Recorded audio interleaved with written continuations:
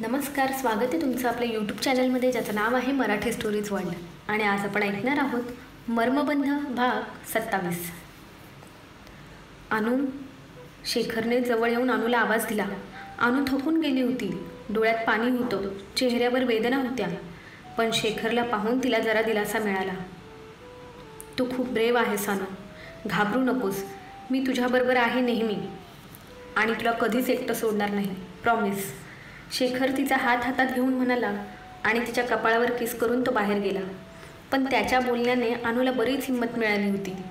आता ती ओरडत होती, पण तिच्या डोळ्यात पाणी नव्हतं, तर तिच्या बाळाला बघण्याची आस होती.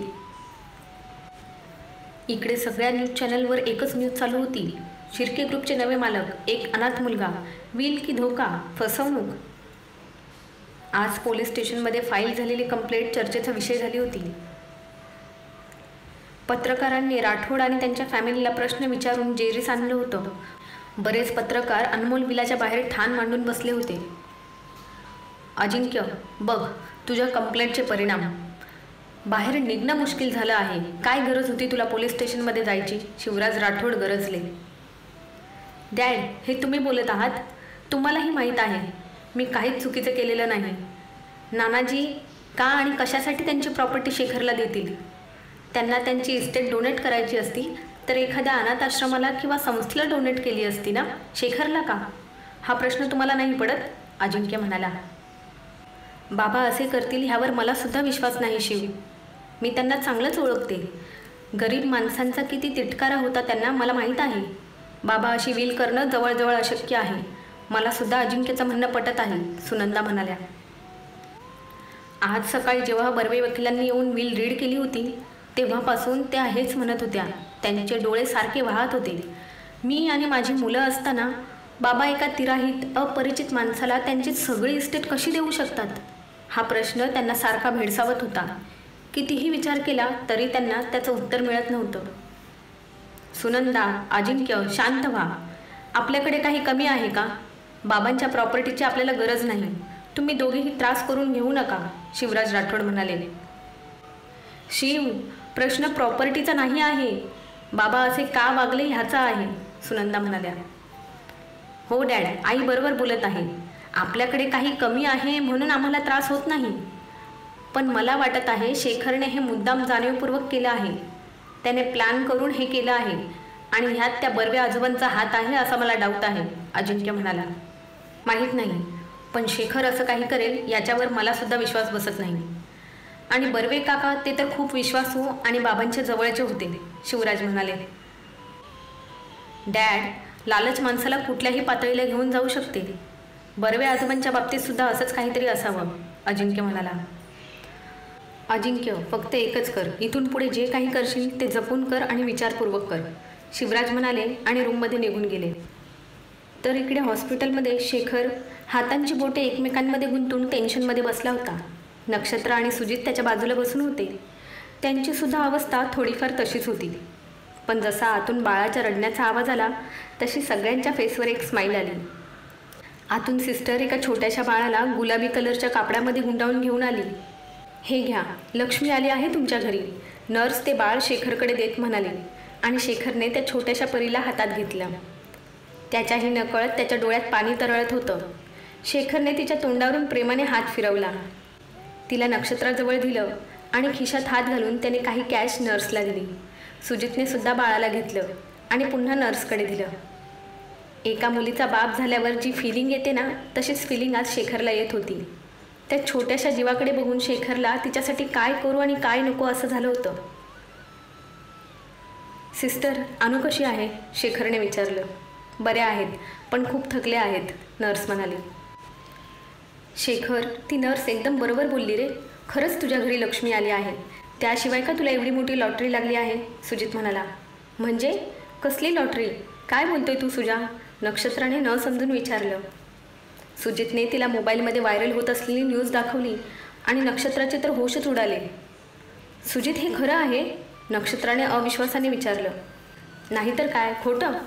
म्हणूनच तर तो अजिंक्य इतका फडफडत होता. त्यानेच कंप्लेंट केली होती शेखरची, सुजित म्हणाला.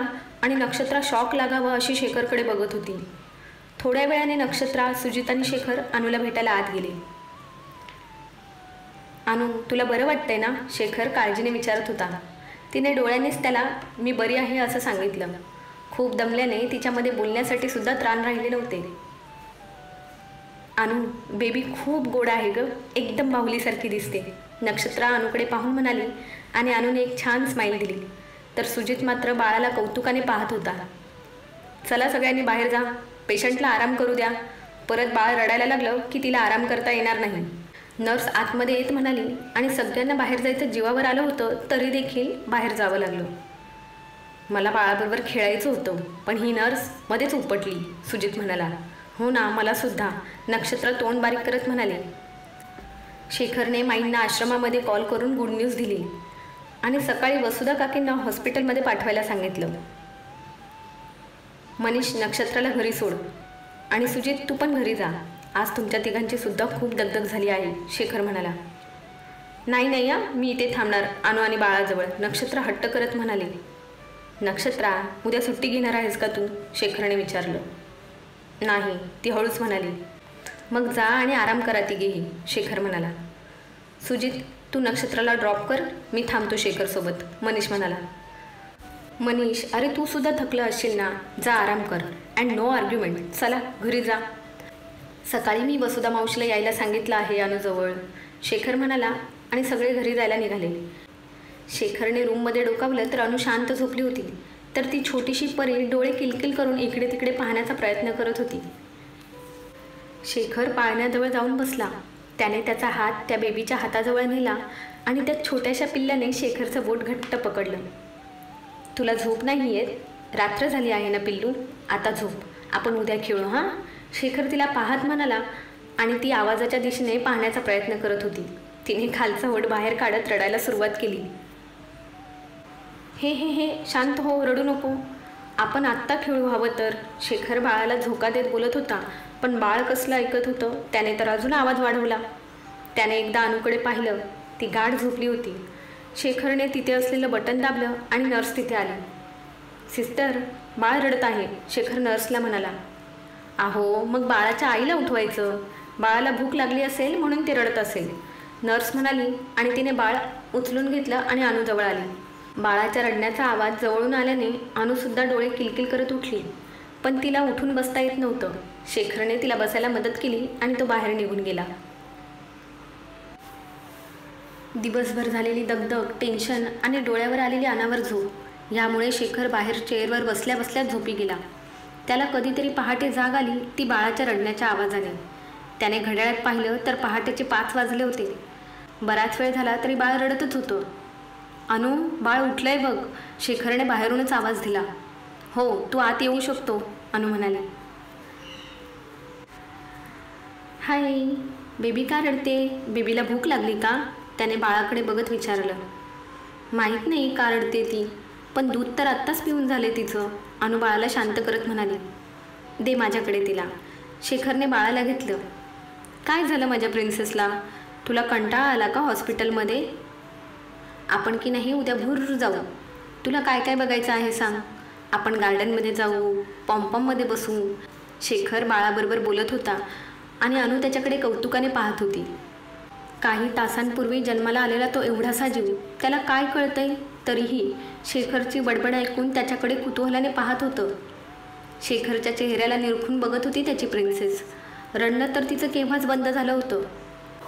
अंगाला आळोखे पाळोखे देत तिने डोळे बारीक केले. तिला झोप आली आहे हे शेखरला लगेच समजलं. त्याने तिला हातावर थोडा वेळ झुलवलं. ती झोपी गेल्यावर तिला पाळण्यात ठेवलं आणि अनुकडे बघितलं तर मॅडमसुद्धा झोपल्या होत्या. तो तिथेच पाळण्याजवळ चेअरवर बसला. शेखरने 4 दिवसांची सुट्टी घेतली होती ऑफिसमधून. वसुधा मावशी आल्यावर शेखर घरी फ्रेश व्हायला निघून गेला. थोडा वेळ आराम करून परत हॉस्पिटलमध्ये निघून आला. 4थ्या दिवशी अनुला डिस्चार्ज मिळणार होता. रोज संध्याकाळी सगळे अनुला आणि बाळाला भेटायला येत होते. सगळे बेबीला प्रिन्सेस म्हणायला लागले होते आणि ती सुद्धा सर्वांना ओळखायला लागली होती. वसुधा मावशी, आवरलं की नाही तुमचं? शेखर अनुला आणि प्रिन्सेसला घेऊन येतच असेल, नक्षत्रा म्हणाली. हो, माझं आवरत आलं आहे. वसुधा मावशी हातातलं आरतीचं ताट घेऊन बाहेर आल्या. सगळे आज मस्त नटले होते. दारात रांगोळी काढली होती नक्षत्राने. घरात फुलांच्या माळा लावल्या होत्या. मोठी फुलांची रांगोळी हॉलच्या मधोमध काढली होती. सर्व घर फेरी लाईट्स आणि सुगंधी फुलांनी सजवलं होतं. चंदन कॅमेरा घेऊन रेडी होता प्रिन्सेसच्या गृहप्रवेशाचे फोटो काढायला. अनु, शेखर आणि प्रिन्सेस दारात आल्यावर वसुधा मावशीने तिघांवरून भाकर तुकडा वळवून टाकला. नक्षत्राने त्यांना वळवून आत घेतलं. शेखर आणि अनु डेकोरेशन बघून भारावून गेले होते, तर ती छोटूशी बाहुली टकामका इकडे तिकडे बघत होती. अनु, शेखर आणि प्रिन्सेसचे फोटो काढून झाल्यावर सगळ्यांनी एक एक करून नंबर लावले होते. सगळे प्रिन्सेसबरोबर फोटो काढण्यात बिझी होते. तेवढ्यात डोअरबेल रिंग झाली आणि सगळ्यांचं लक्ष दरवाजाकडे गेलं. आत्ता ह्या वेळेस कोण आलं असेल हा सगळ्यांनाच प्रश्न पडला होता. चंदनने डोअर ओपन केलं आणि समोर पाहून हसायला लागला. काय रे, हसतोयस काय असा? कोण आहे बाहेर? सुजितने विचारलं. कोण नाही, एक मारका बैल आला आहे, चंदन हसत म्हणाला आणि पटकन बाजूला झाला.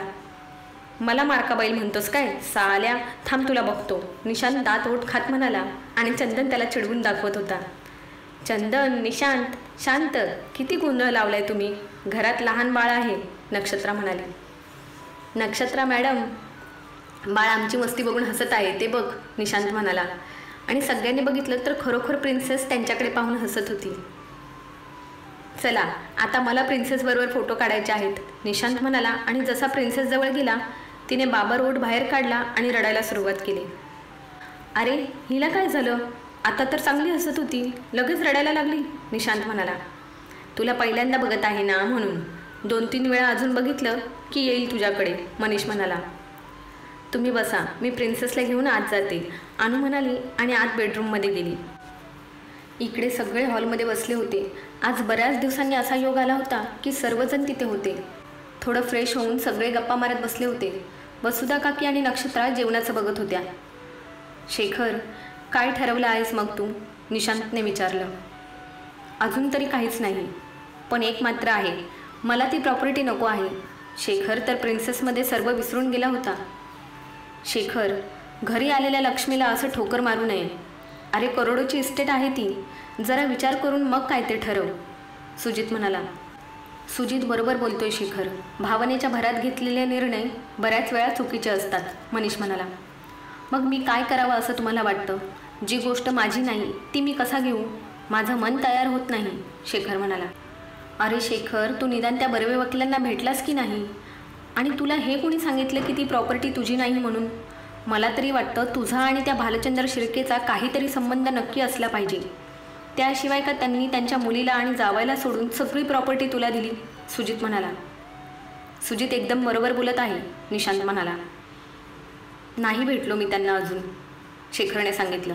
शेखर, तू एक काम कर, ते जे कुणी बर्वे आहेत त्यांना भेट, त्यांच्याकडून तुला काही माहिती मिळते का ते बघ. मी माझ्या पद्धतीने काही माहिती निघते का ते बघतो.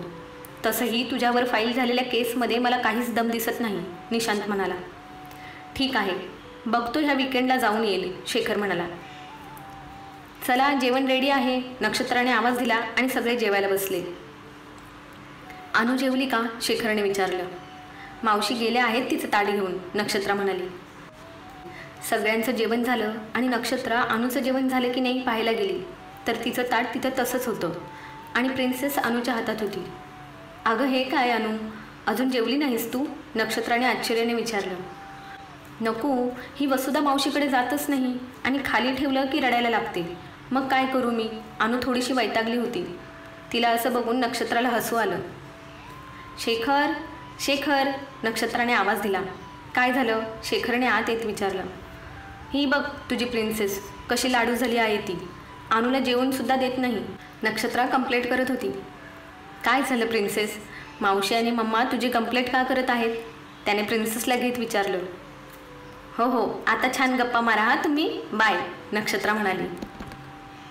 शेखर प्रिन्सेसला घेऊन बाहेर हॉलमध्ये सगळे बसले होते तिथे गेला आणि सगळ्यांनी परत शेखरला गराडा घातला. सगळ्यांना प्रिन्सेसबरोबर खेळायचं होतं आणि तीसुद्धा त्यांना हसून हातपाय हलवून तिलासुद्धा त्यांच्यासोबत खेळायचं आहे सांगत होती बहुतेक. त्या दिवशी काय झालं, कसं झालं याचं डिस्कशन चालू होतं.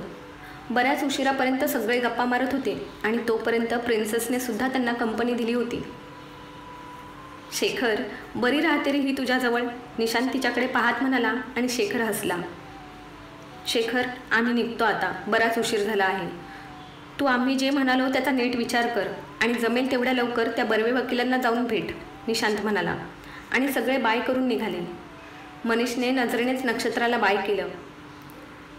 रात्री अपरात्री बाळाच्या उठण्याने नक्षत्राला त्रास नको, उगाच तिची झोपमोड होईल म्हणून शेखरने तिला बाजूच्या रूममध्ये शिफ्ट व्हायला लावलं होतं.